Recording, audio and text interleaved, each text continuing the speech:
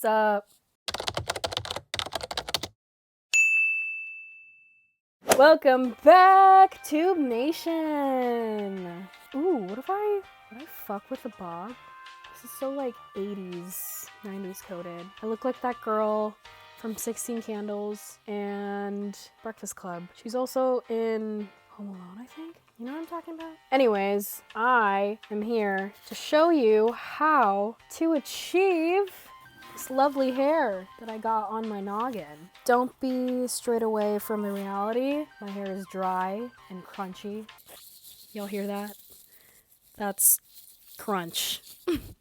I'm gonna take you guys through what I do for my hair because obviously I have the whole micro bang, performative, girl who likes Indian thrifting hair, you know? This has been highly requested and I'm finally here to tell you all of my secrets about this lovely 30-inch bust down. I ended up watching a movie too, and for some reason I became so woke and started talking about deep, vulnerable stuff, so you're in for a ride and for a treat, so stick around. Anyways, that's pretty much it. Say hello to my little friend. I'm editing this now, and I will see y'all soon.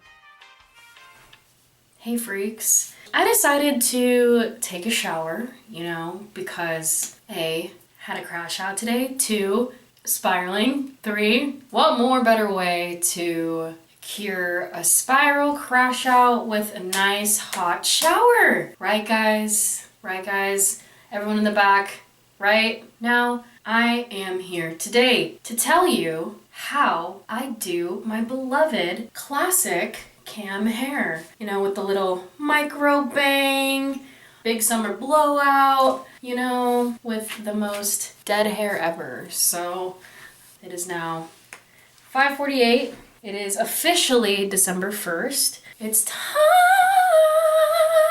But anyways, I'm actually catching a movie with myself at 7:45. So I have about like an hour and some change. I thought I would, you know, shower, give myself a nice little reset for the movie, garden, and embark on my solo movie date because that actually helps me, you know, get out of this weird ass spiral that I'm in. I guess step 1 of getting the classic Camille do is showering. If you guys didn't know, I have naturally curly hair.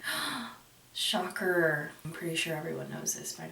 But yes, I have naturally curly hair, but with these micro bangs, it's kind of hard to pop off with them with naturally curly hair. I still served cunt, you know, with my curly hair as per usual, but I prefer the big summer blowout with the micro bang. For my shower, I usually like to brush my hair. Whenever I brush my hair, I always remember the Tangled movie. There's a scene in that movie where she's just brushing her hair. Brush and I brush my hair until my life begins. And I'll keep wondering and wondering and wondering and wondering, when will my life begin? That's the song in the beginning. That's how I feel every single time I brush my hair pre-shower.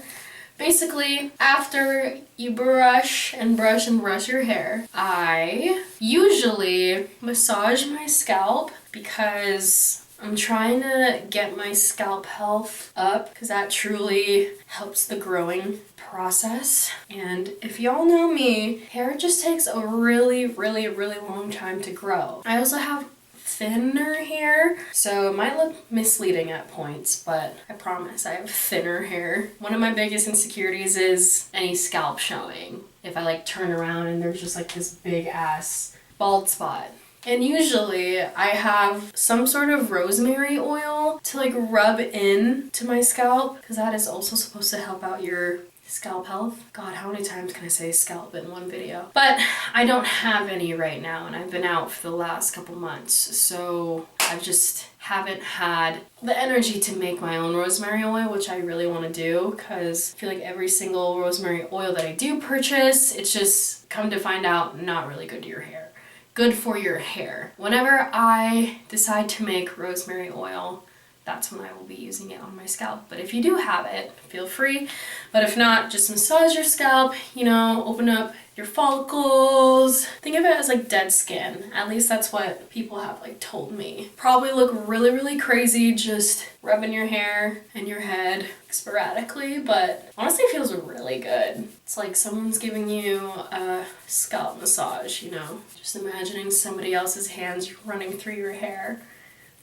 It is my time to wash my hair. It's that time of the week, and I've been using 3 different shampoos. I've been trying out this K18 Peptide Prep Detox Shampoo, this Briogeo Scalp Revival Charcoal and Coconut Oil, and it micro exfoliates your scalp. So I've been starting off with this to clean my scalp so I can exfoliate the dead skin, and then I've been going in with this K18 Peptide Prep Detoxing Shampoo, and then the 3rd shampoo is just the regular shampoo that I use. And then obviously the rest of my shower routine. I'm also going to garden in a little bit because mama needs it.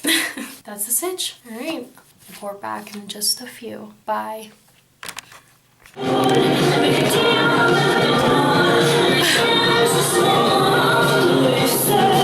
Boo, bitch. Bet you weren't expecting me.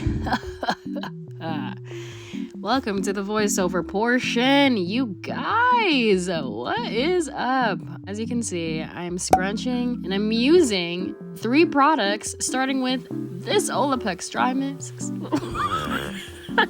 I clearly cannot talk. I'm using this Olaplex Dry Mist, K18 Astro Lift Spray, and this K18 Hair Mask. And now on to step number 3, blowing the banging. So as you guys can see, I'm taking the triangle portion of my bangs, obviously, and I am laying it down. I'm laying the blueprint down. Because if I don't do this part, my natural part of my hair is gonna show, and I have a pretty bad cowlick. So I'm just brushing my hair in different directions to try and avoid that so my bangs can lay flat on my forehead. Step number 4, it is big summer blowout time. I'm using the iconic Revlon round brush, and now we are speeding up the process because yeah, it's more funner that way. Is funner even a word nowadays? I think it got added to the dictionary, but my camcorder actually died, so this is the part where I am using my phone instead. We're doing a little mashup, Cam's quarter and Cam's iPhone. Yada yada yada. So I'm just giving myself a big summer blowout. Just finished showing you guys my 30-inch bust down. Just ignore the dry ends, please, for the love of God. Step 5, the secret sauce, aka my holy grail, the mini straightener. I love this thing. So basically, you guys remembered how I blow dried my bangs. Step 3, actually. So I'm going to portion that same section out, and I'm going to part it just so I can really get down to the root. And I'm going to be using that mini straightener and doing this big swooping motion. I don't really know how to explain it. Like, I'm pulling my hair through the straightener and carving it out into the direction that I want it to go and how I want my bangs to lay. So basically, if you do that, you're gonna see as demonstrated, my bangs are going in the direction that I want. And now I'm just fixing up my flyaways, my side pieces and whatnot, because I really wanna get to the root. And I'm gonna do it again. I'm just gonna do this big sweeping motion to the direction that I want it to go. And same with the other side. So instead of swooping it into the left direction that you guys first saw, I'm swooping it into the right direction. It honestly takes a lot of practice. It really, really does. Sometimes when I still do my bangs, they can be a little sticky. Sorry, I saw the opportunity to use that song. Anyways, now I'm gonna take that top part of the triangle section and do the same exact thing. Just like so. Big swooping motions into the direction I want it to lay. And from then on, I'm just fixing the top of my head straightening things out, making sure everything is laying nice and flat. And now we're on to step 5, the good stuff, aka my holy grail number 2, using this K18 oil.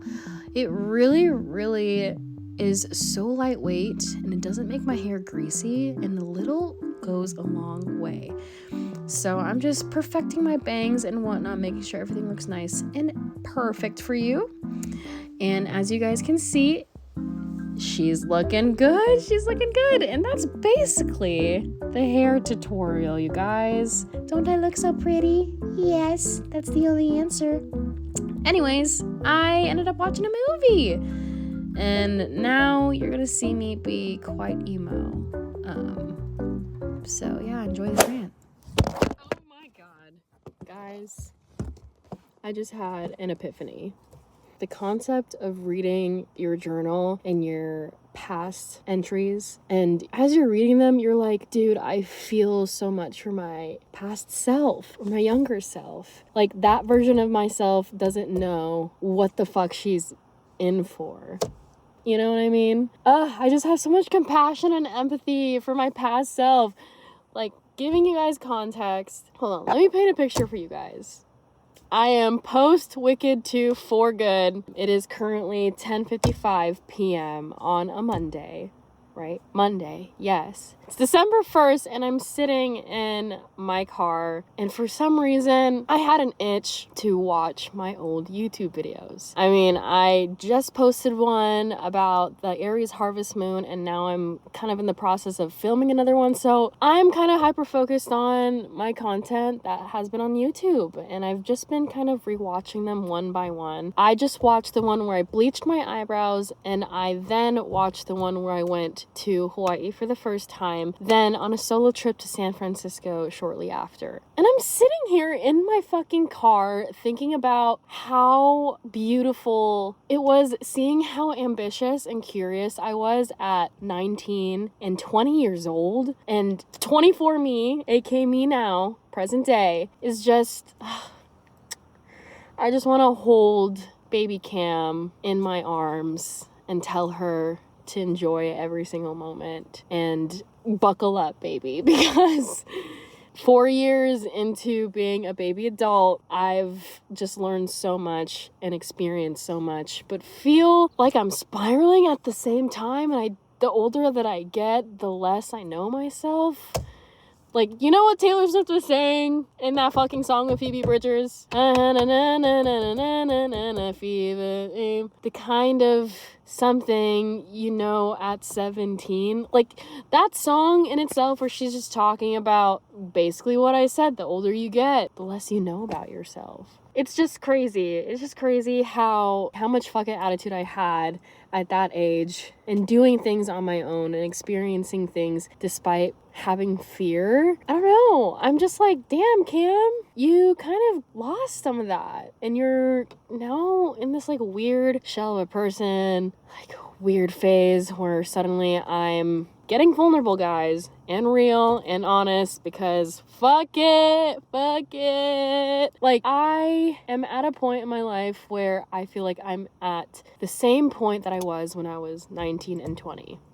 And it left and is still leaving a sour taste in my mouth, just because for some fucking reason at this grown-ass age, I hope you feel that I'm being sarcastic on that, I feel the need to have everything figured out, and I've just been feeling so funky burger lately about who I am and what my fucking purpose is and how much of a loser I am being back in my hometown and not having a thing to my name. Literally, 20-something by SZA. That's literally how I feel.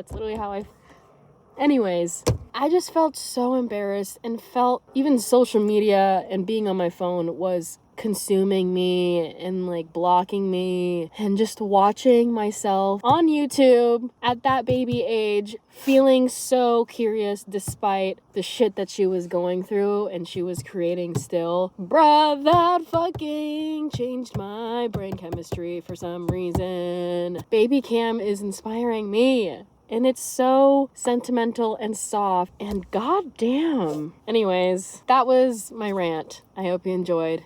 Thank you for coming to my TED Talk. I'm gonna whip my ass back home. Thanks for coming to my TED Talk. I had to say something.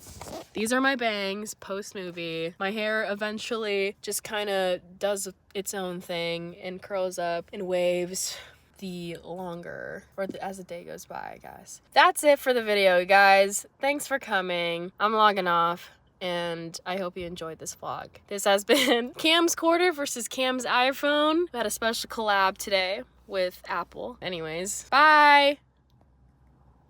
Ah!